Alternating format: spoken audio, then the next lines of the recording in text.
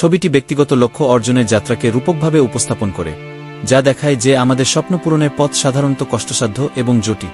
নিচের বাদিকে তুমি একটি কাগজের টুকরা ধরে আছো, যা স্বপ্ন লেখা রয়েছে, যা আমাদের আকাঙ্ক্ষা এবং আগ্রহকে চিহ্নিত করে।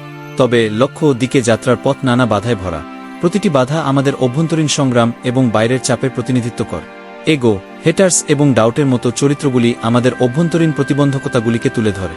এগো আমাদের বিচারবুদ্ধিকে অস্পষ্ট করে, যা আমাদের প্রতিক্রিয়া এবং উন্নতির প্রতি অদৃশ্য করে তোলে, যখন হেটার্স অন্যদের দ্বারা আসা নেতিবাচকতাকে নির্দেশ করে, যা আমাদের আত্মবিশ্বাসকে ক্ষতিগ্রস্ত করতে পারে।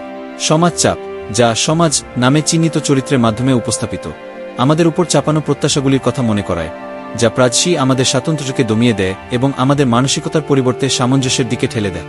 গিল্ট, যা পূর্বের ভুলগুলোর আবেগজনিত বোঝা প্রতিনিধিত্ব করে, অগ্রগতিতে বাধা দিতে পারে। এবং ফিয়ার একটি মেঘমুক্ত আতঙ্কের মতো, আমাদের আতঙ্ক এবং ব্যর্থতার ভয়ে অচল করে দেয়।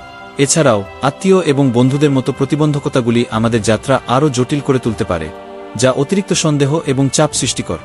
অবশেষে ছবিটি স্থিতিস্থাপকতার একটি গভীর বার্তা প্রদান করে। যদিও লক্ষ্য অর্জনের যাত্রা চ্যালেঞ্জে পরিপূর্ণ, এই প্রতিবন্ধকতাগুলি অতিক্রমযোগ্য। তাদের চিনতে এবং মোকাবেলা করতে পারলে অভিজ্ঞতাটি বৃদ্ধি এবং আত্মাবিষ্কারের মধ্যে রূপান্তরিত হতে পারে।